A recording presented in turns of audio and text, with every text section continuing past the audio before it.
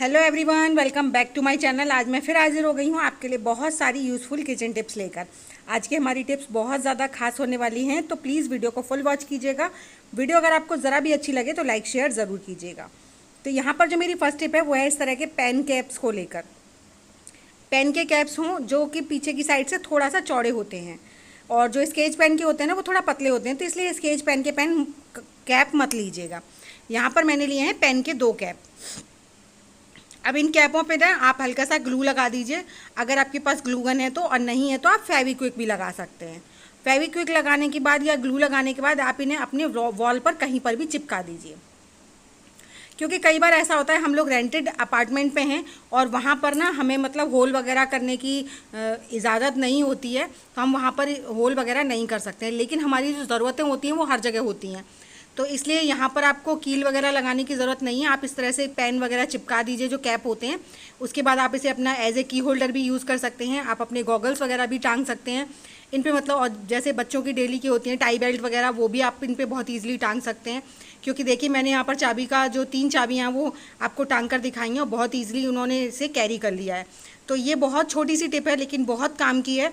जब भी हम कभी बाहर रहते हैं तो हमें ये सब चीज़ों की नीड तो हमेशा रहती है, लेकिन हम इन चीज़ों को मतलब नहीं कर सकते हैं। तो आई होप छोटा सा आइडिया है, आपको ज़रूर पसंद आएगा। चलिए बढ़ते हैं नेक्स्ट आइडिया की तरफ। मेरा जो नेक्स्ट आइडिया है वो है चॉपर हो या मिक्सी, उनको लेकर। जैसे हमारे ये चॉपर क्या होता है कि ये ऊपर से तो पूरा बढ़िया तरीके से काम कर रहा है, लेकिन जब इसे हम ब्लेड में फंसाते हैं ना तो वहाँ पर हल्का फुल्का लूज़ हो चुका है, जिसकी वजह से ये ब्लेड नहीं घूम रहा है।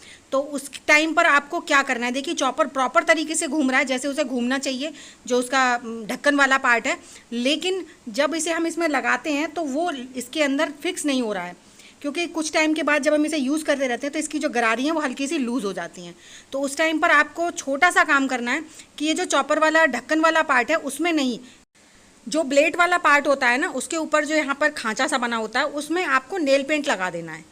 नेल पेंट लगाने से ना इसके अंदर एक लेयर जैसी जम जाएगी, जिससे कि जब हम इस ढक्कन को इसके अंदर सेट करेंगे ना तो इसमें जो ग्रिप है वो कम हो गई थी, जो लूज़ हो गई थी, ऐसे हल्की फुल्की प्लास्टिक घिस जाती है ना, तो वो जो है वो अच्छे से काम करने लगेगा। तो ये छोटी सी टिप है लेकिन बहुत काम की, आप इसे ट्राई ज़रूर कीजिएगा अगर आपका चॉपर भी इस तरह ये प्रॉब्लम कर रहा है तो। चलिए बढ़ते हैं नेक्स्ट टिप की तरफ। नेक्स्ट टिप के लिए यहाँ पर मैंने छोटी सी प्लास्टिक की डब्बी ली है, जिसमें मैं हल्का सा कट लगा रही हूँ दोनों साइड से। एक साइड से ऑलरेडी थोड़ा सा टूटा हुआ था और दूसरी साइड से मैंने कट लगा दिया है। कट लगाने के बाद आपने क्या करना है, इसमें एक रबर बैंड फंसा देनी है जहाँ पर भी हमने कट लगाया ना वहीं पर, बस इस तरह से। अब ये आपका छोटा मोटा सा एक टूल बनकर तैयार हो गया है, जिससे कि जैसे कई बार हमारे साथ क्या होता है कि हम मतलब टमाटर या प्याज या नींबू कोई भी चीज़ आधा यूज़ कर रहे हैं और आधे को हम छोड़ रहे हैं। तो यहाँ पर मुझे थोड़ा सा बस टमाटर चाहिए था और ये पूरा नींबू हम अगर इसे ओपन करके रखेंगे ना तो ये सूख जाता है। तो उस टाइम पर आप इसे डब्बी में लगा दीजिए। इससे क्या होगा कि आप इसे चाहे उल्टा रखिए चाहे सीधा, किसी भी साइड से ये सूखेगा नहीं और इसके ऊपर कोई कीड़े मकोड़े भी नहीं बैठेंगे। तो आई होप छोटा सा आइडिया ये भी आपको ज़रूर पसंद आया होगा। तो नेक्स्ट टिप है मेरी धनिया पत्ती को लेकर। धनिया पत्ती आप बिना फ्रिज के भी स्टोर करते हैं, कई बार पानी में रखकर या फिर आप कपड़े में रखकर कई तरह से स्टोर करते हैं। लेकिन क्या आपने पानी में स्टोर करने के बाद में आपने देखा है कि हमारी जो पत्तियाँ हैं वो नीचे से थोड़ा बहुत गलने लगती हैं। तो आपने छोटी छोटी सी गलती करते हैं, जैसे आप पानी में पत्तियों को रख रहे हैं तो आप थोड़ा सा तो एक काम कीजिए कि पानी को ऊपर तक ग्लास में मत भरिए, थोड़ा सा खाली रखिए। उसके बाद सिर्फ रूट वाला पार्ट जो है वो पानी में डिप होना चाहिए और जो हमारी स्टेम वाला पार्ट है वो बिल्कुल भी डिप नहीं होना चाहिए। अब अगर आपको सिर्फ ये मतलब 1 घंटे या 1 दिन के लिए करना है तो आप इसे नॉर्मल ऐसे ही पानी में रख दीजिए। लेकिन कई बार हम धनिया पत्ती ज़्यादा ले आते हैं तो उस टाइम पर आप क्या कीजिए, जब भी उसे पानी में डिप कर रख रहे हो तो उसमें थोड़ा सा चीनी डाल दीजिए। चीनी डाल देंगे ना तो आपका जो धनिया है वो 4 से 5 दिन तक बिल्कुल पानी में सेफ रहेगा। तो नेक्स्ट टिप है मेरी अदरक को लेकर। ऐसे ही अदरक भी हम कभी कभी अच्छा मिल जाता है तो हम 1 किलो या 2 किलो ले आते हैं। तो यहाँ पर मेरा 1 से 1.5 किलो अदरक है ये, और ये अदरक काफ़ी अच्छा मिल गया था। तो इसमें एक आधी जो गांठ अगर ख़राब लग रही है तो उसे आप निकाल दीजिए और उसके बाद आप उसे कुछ इस तरह से स्टोर कीजिए कि अभी 1 किलो अदरक हो या 1.5 किलो अदरक, कम से कम 1 से 1.5 महीने चलेगा। क्योंकि अदरक लिमिटेड क्वांटिटी में ही खाया जाता है, ऐसा नहीं है कि अनलिमिटेड खा लेंगे तो आप, ये नुकसान भी करता है। जिस चीज़ के फ़ायदे होते हैं उसके थोड़े बहुत नुकसान भी होते ही हैं। तो आप क्या कीजिए, इस अदरक में अगर आपको कोई भी ख़राब लग रहा है तो उसे तो आप अलग कर दीजिए।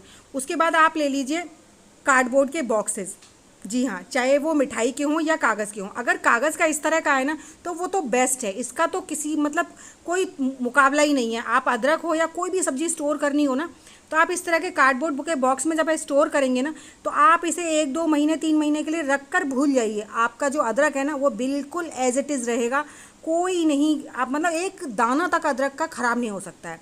बस आपको छोटा सा काम करना है, अदरक को अच्छे से इसमें सेट कर दीजिए जितना इसमें आ जाता है, क्योंकि इतना अदरक जल्दी ख़त्म होने वाला नहीं है। 2 से 3 महीने पक्का, 2 महीने तो पक्का चल जाएगा। उसके बाद आप इसमें कार्डबोर्ड बॉक्स में ना हल्की सी टेप लगा दीजिए, जिससे कि इसके अंदर बिल्कुल भी एक्स्ट्रा एयर ना जाए, बस ये अंदर नॉर्मल प्रॉपर तरीके से ठंडाहट मिलती रहे। बस तो मैंने यहाँ पर इसे 2 टेप से कवर कर दिया है। उसके बाद आप इसको अपने फ्रिज में रख दीजिए, बिल्कुल नीचे रख दीजिए या डोर में रख दीजिए और भूल जाइए। आपका ये अदरक ना 6 महीने भी बिल्कुल ख़राब नहीं होगा। और दूसरा, जैसे इस तरह के जो बॉक्स होते हैं जिनमें नीचे फॉइल पेपर जैसा लगा होता है, तो उसको आप ऐसे डायरेक्ट मत यूज़ कीजिए, या तो उसमें टिश्यू पेपर लगा लीजिए या न्यूज़पेपर लगा लीजिए। कुछ भी नहीं है तो कॉटन का कपड़ा लगा लीजिए। कॉटन का कपड़ा लगाने के बाद में आप इसमें अपना पूरा अदरक रख दीजिए। इसमें भी आपका अदरक ना 2 से ढाई महीने बिल्कुल ख़राब नहीं होगा। मैं ये नहीं कहूँगी साल भर चलेगा, 2 साल चलेगा, नहीं, इसमें भी 2-2.5 महीने बिल्कुल ख़राब नहीं होता है। और उसके बाद आपको जब भी इस्तेमाल करना है तो आधा इसमें से ऊपर से टिश्यू पेपर कवर कर दीजिए, क्योंकि इसमें ऊपर की साइड भी फॉइल पेपर लगा हुआ है। तो फॉइल पेपर लगा होने से ना इसमें पसीजता है, मतलब पानी मॉइस्चर जैसा अंदर आ जाता है। इसीलिए मैंने इसमें नीचे और ऊपर दोनों साइड टिश्यू पेपर लगाया है, जिसकी वजह से आपका अदरक 6-6 महीने तो बिल्कुल डेफिनेटली चल ही जाएगा। तो आई होप आपको मेरा ये आइडिया भी ज़रूर पसंद आया होगा। पसंद आया हो तो फैमिली फ्रेंड्स में ज़रूर शेयर कीजिएगा। चलिए बढ़ते हैं नेक्स्ट स्टेप की तरफ। नेक्स्ट स्टेप है मेरी, इस तरह हमारे रस्क हों या बिस्किट हों। अब इन दिनों में ना सबसे बड़ी प्रॉब्लम इनकी ये होती है कि ये सील जाते हैं। चाहे आप इन्हें एयर टाइट कंटेनर में रखिए या फिर कांच के कंटेनर में रखिए, लेकिन कितना भी अच्छे से हम इन्हें रखें लेकिन ये सील ही जाते हैं। तो उस टाइम पर जब तक ये क्रंची होते हैं तब तक टेस्टी लगते हैं, लेकिन अगर ये क्रंचीनेस इनकी ख़त्म हो जाए तो टेस्ट भी ख़त्म हो जाता है, जिससे ना बच्चे खाते हैं, ना ही बड़ों को अच्छे लगते हैं और ना ही किसी को आप सर्व कर सकते हैं। तो उस टाइम पर आप एक छोटा सा काम कीजिए, इसमें थोड़े से दाने चीनी के डाल दीजिए। जी हाँ, 1 चम्मच चीनी से भी कम लगेगी दोनों डब्बों में। उसके बाद आप इसको बंद कर और रख दीजिए। और एक छोटा सा काम और कर सकते हैं, जैसे आप ढक्कन लगा रहे हैं ना, तो उससे पहले आप इसमें, अगर आपके पास टिश्यू पेपर है तो टिश्यू पेपर के छोटे छोटे से इस तरह से फोल्ड करके और इसके अंदर डाल दीजिए। आपको ढकना नहीं है, सिर्फ एक साइड में डाल दीजिए, जिससे क्या होगा कि इनके अंदर बिल्कुल भी नमी नहीं जाएगी और आपके जो ये बिस्किट हों या रस्क हों, कोई भी चीज़ हो, ये सीलेगी नहीं। तो आई होप छोटा सा आइडिया है, आपको ये भी ज़रूर पसंद आया होगा। पसंद आया हो तो प्लीज़ लाइक ज़रूर कीजिएगा। तो चलिए बढ़ते हैं नेक्स्ट टिप की तरफ। नेक्स्ट जो मेरी टिप है वो है बच्चों की यूनिफॉर्म से रिलेटेड। जब बच्चों के वाइट कपड़े होते हैं ना, अगर उन पर ये लोग इस तरह से पेन चला दें और वो पेन के दाग इतने ज़िद्दी होते हैं कि नॉर्मल तरीके से तो साफ़ होते ही नहीं, आप रगड़ रगड़ के पागल हो जाएंगे। लेकिन आपको एक छोटी सी टिप बता रही हूँ, आप ले लीजिए परफ्यूम और डीओ जो भी हो आपके पास। अगर आपके पास डेटॉल है तो वो बेस्ट है। तो यहाँ मैं आपको इससे परफ्यूम से साफ़ करके दिखा रही हूँ। अगर आपके पास डिटॉल है ना, तो डिटॉल तो बहुत ज़रा सी लगती है और आपके इंक के दाग बिल्कुल साफ़ हो जाते हैं। परफ्यूम थोड़ा सा आपको ज़्यादा लगाना पड़ेगा। उसके बाद आप इसे अपनी उंगली से इस तरह से रब कीजिए। आप देखते ही देखते आपकी जो इंक है ना वो बिल्कुल साफ़ हो जाएगी, आपको दूसरा कुछ भी डालने की ज़रूरत नहीं पड़ेगी। और उसके बाद आप नॉर्मली हल्के फुल्के साबुन से या किसी भी आपके पास लिक्विड हो उससे आप साफ़ कर दीजिए, जिससे आपके पूरे जो इंक के दाग हैं वो बहुत ईजिली क्लीन हो जाएंगे। क्योंकि वाइट यूनिफॉर्म हो या वाइट कपड़े हों, अगर इस तरह के दाग लग जाते हैं तो वो बहुत ज़्यादा भद्दे लगते हैं।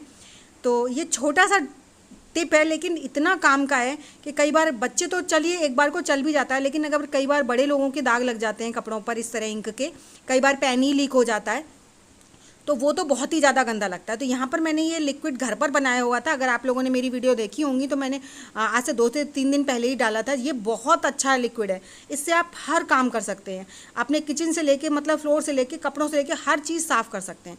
तो देख सकते हैं आप पेंट पे से पूरी तरह से दाग साफ़ हो गया है, कोई नहीं कह सकता यहाँ पर दाग लगा था। तो दागों को लगने दीजिए, बच्चों को एंजॉय करने दीजिए। आप टिप्स और ट्रिक्स के थ्रू अपने झंझट वाले कामों को आसान कीजिए। तो आई होप आपको मेरे सारे आइडियाज़ पसंद आए होंगे। अगर एक भी आइडिया आपको पसंद आया हो तो प्लीज़ लाइक और चैनल को सब्सक्राइब बिल्कुल करना मत भूलिएगा। साथ ही साथ अपने फैमिली फ्रेंड्स में भी ज़रूर शेयर कीजिएगा और मुझे कमेंट कर ज़रूर बताइएगा कि आपको मेरा सबसे ज़्यादा कौन सा आइडिया पसंद आया है। साथ ही साथ ये भी बताइएगा कि आप मेरी वीडियो किस गांव या किस शहर से देख रहे हैं, ताकि मैं आपको थैंक्स कर सकूं। तो चलिए ऐसी अमेजिंग टिप्स और ट्रिक्स के साथ मैं मिलूंगी आपको अपनी नेक्स्ट वीडियो में। तब तक के लिए बाय बाय।